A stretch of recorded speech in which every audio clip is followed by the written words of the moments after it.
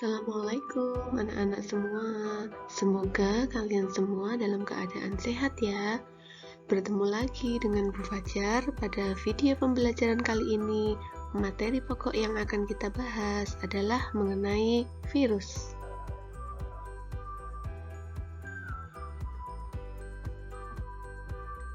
Istilah virus tentu sangat familiar ya, apalagi fenomena yang sedang terjadi sekarang yaitu pandemi COVID-19 yang sampai saat ini masih belum hilang. Nah, untuk topik virus kali ini kita akan membahas mengenai sejarah virus, ciri-ciri virus, struktur virus, replikasi virus, dan peranan virus. Yuk kalian simak mengenai sejarah penemuan virus terlebih dahulu ya. Kira-kira seperti apa sih? Nah, mereka inilah para ilmuwan yang melakukan percobaan untuk menemukan virus. Ilmuwan yang pertama adalah Adolf Meyer. Adolf Meyer adalah ilmuwan yang berasal dari Jerman. Percobaan yang dilakukan yaitu dengan menyemprotkan getah tanaman yang sakit ke tanaman yang sehat. Ternyata tanaman yang sehat menjadi tertular. Ilmuwan yang kedua adalah Dmitri Ivanovsky. Dmitri berasal dari Rusia. Percobaan yang dilakukan adalah dengan menyaring getah tanaman tembakau yang sakit dengan menggunakan penyaring bakteri.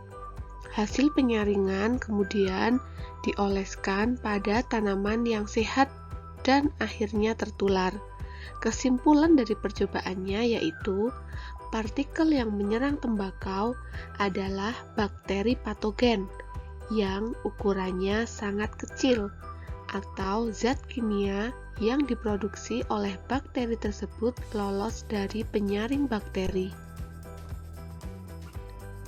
Ilmuwan yang ketiga adalah Martinus Beijering. Martinus merupakan ahli mikrobiologi yang berasal dari Belanda. Martinus melakukan sebuah percobaan yaitu partikel yang menyerang tembakau dapat bereproduksi pada tembakau, tetapi tidak dapat dibiarkan pada medium pertumbuhan bakteri. Partikel tersebut tidak mati saat dimasukkan ke dalam alkohol, berbeda dengan bakteri yang mati ketika dimasukkan ke dalam alkohol. Kesimpulan dari percobaan yang dilakukan adalah partikel yang menyerang tembakau tersebut sangat kecil dan hanya dapat hidup pada makhluk hidup yang diserangnya. Tetapi Beijering belum berhasil menemukan struktur dan jenis partikel itu. Ilmuwan berikutnya adalah Wendell Stanley yang berasal dari Amerika. Wendell Stanley berhasil mengkristalkan partikel yang menyerang tanaman tembakau tersebut. Kemudian, oleh Wendell Stanley, partikel tersebut dinamakan TMV, Tobacco Mosaic Virus. Anak-anak, menurut kalian apa sih sebenarnya virus itu? Apakah makhluk hidup? Ataukah dia benda mati? Virus berasal dari bahasa Latin yaitu virion, yang artinya adalah racun. Virus merupakan peralihan antara benda mati dan makhluk hidup. Coba kalian perhatikan gambar virus berikut ini. Ada banyak sekali virus, antara lain poliovirus, adenovirus, tobacco mosaic virus, bakteriofag, dan Ebola virus, serta smallpox virus. Yang familiar sekarang adalah coronavirus. Selanjutnya adalah mengenai ciri-ciri virus. Ciri-ciri virus antara lain yaitu memiliki ukuran yang sangat kecil dan jauh lebih kecil dari bakteri. Virus bersifat parasit obligat, artinya virus hanya dapat hidup pada sel hidup, atau mutlak hanya dapat hidup di dalam sel inangnya. Virus bersifat aseluler, artinya virus tidak memiliki sel. Umumnya, virus itu berupa hablur atau kristal, tersusun atas asam nukleat dan kapsid. Virus hanya memiliki salah satu asam nukleat saja, berupa DNA atau RNA. Virus tidak dapat bergerak dan melakukan metabolisme sendiri. Bentuknya beraneka ragam, ada yang oval, silinder, polihedral, dan kompleks. Bentuk virus yang kompleks adalah bakteriofag. Berikutnya adalah struktur virus. Struktur virus terdiri dari kapsid, DNA, bagian leher ada selubung ekor, kemudian serabut ekor. Kapsid atau selubung protein terdiri dari kapsomer yang berfungsi sebagai pelindung atau pembungkus asam nukleat. Materi genetik yaitu DNA berfungsi sebagai pembawa informasi genetik. Selubung ekor berfungsi sebagai pelindung atau pembungkus ekor. Kemudian serabut ekor berfungsi untuk melekatkan diri pada inangnya. Bagaimana ya virus bisa bereproduksi? Cara virus dalam bereproduksi dan melakukan replikasi pada sel atau jaringan yang hidup adalah dengan melekatkan diri pada sel atau jaringan yang hidup, misalnya seperti pada embrio ayam. Dalam replikasi virus terjadi dengan dua siklus, bisa terjadi secara litik maupun secara lisogenik. Coba kalian perhatikan gambar daur siklus litik berikut ini. Tahap yang pertama adalah adsorpsi atau pelekatan. Tahap yang kedua yaitu penetrasi atau injeksi. Tahap yang ketiga adalah sintesis.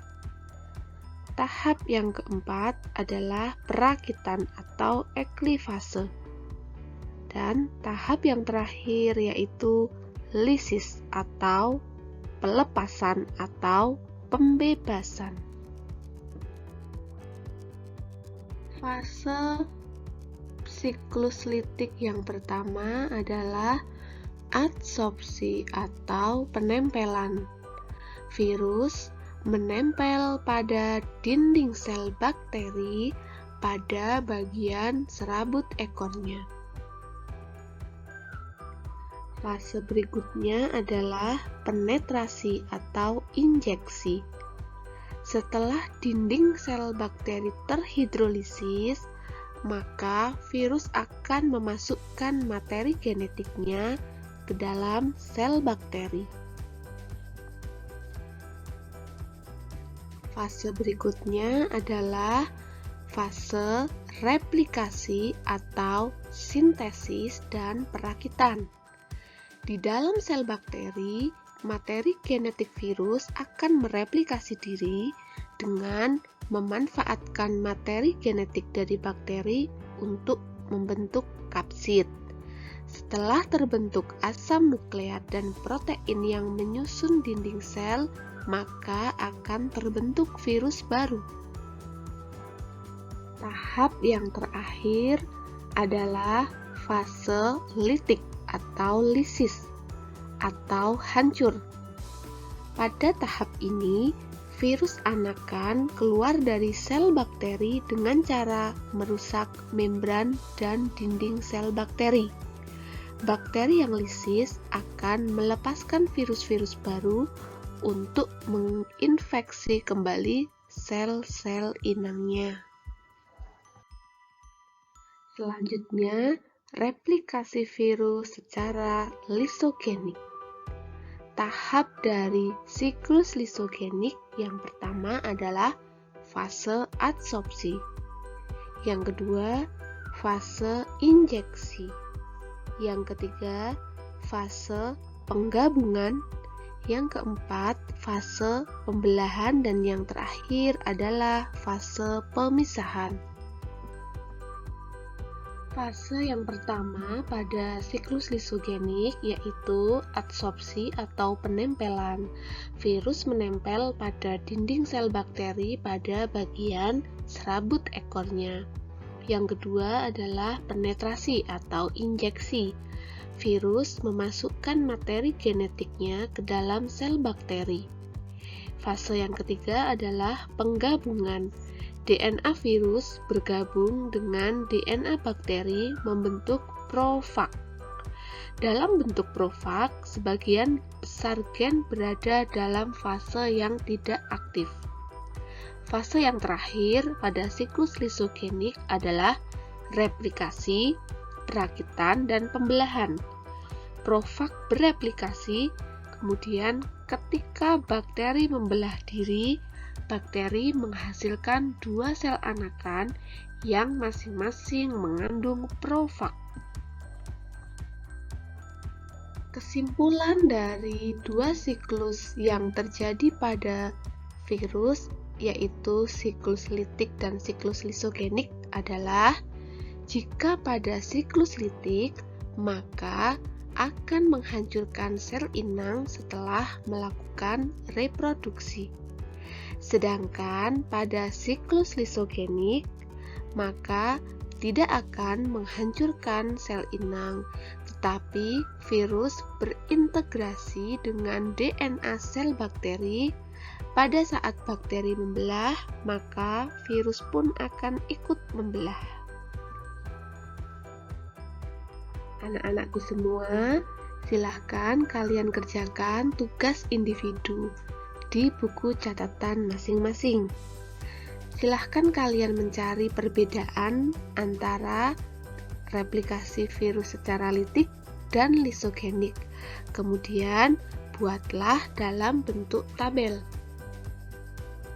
Bagaimanakah peranan virus di dalam kehidupan? Apakah ada virus yang bisa menguntungkan, ataukah semua virus itu merugikan? Anak-anakku semua, ternyata tidak semua virus itu merugikan loh. Ada beberapa manfaat virus yang bisa menguntungkan bagi kehidupan. Antara lain, bisa digunakan sebagai antitoksin, membantu dalam pembuatan insulin, berperan dalam pembuatan vaksin, melemahkan bakteri patogen, dan juga bisa digunakan sebagai alat diagnosis.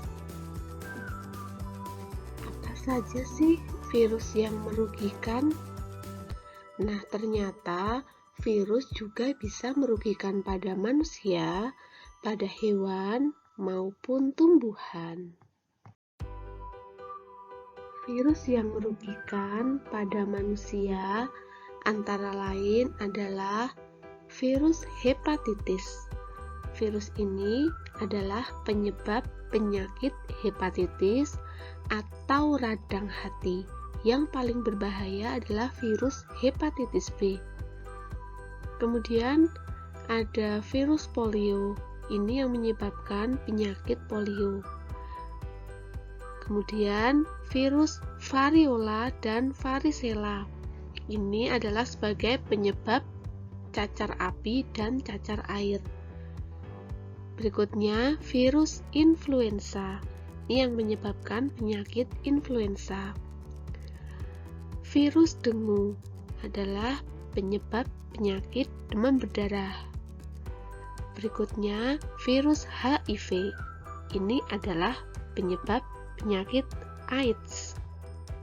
Berikutnya adalah virus yang merugikan pada tumbuhan, antara lain yaitu TMV, tobacco mosaic virus. Virus ini menyerang daun tumbuhan tembakau sehingga lama-kelamaan daun tersebut rusak dan berwarna kuning. Yang kedua yaitu CVPD, Citrus Vine Phloem Degeneration. Virus ini menyerang jaringan pengangkut atau phloem tumbuhan jeruk sehingga pembuluh phloem mengalami degenerasi. Yang ketiga adalah virus tungro. Virus ini menyerang tumbuhan padi, hospes perantaranya atau inang perantaranya adalah bermacam-macam merek. Berikutnya, virus yang merugikan pada hewan antara lain yaitu virus NCD, Newcastle disease. Ini adalah virus yang menyebabkan penyakit tetelo pada ayam dan itik. Kemudian, FMD, Foot and Mouth Disease. Ini yang menyebabkan penyakit kuku dan mulut pada sapi. Kemudian ada virus H5N1. Ini adalah penyebab penyakit flu burung. Kemudian ada juga rhabdovirus. Ini adalah penyebab penyakit rabies. Terima kasih sudah menyimak video pembelajaran ini. Sampai jumpa di video pembelajaran berikutnya. Assalamualaikum warahmatullahi wabarakatuh.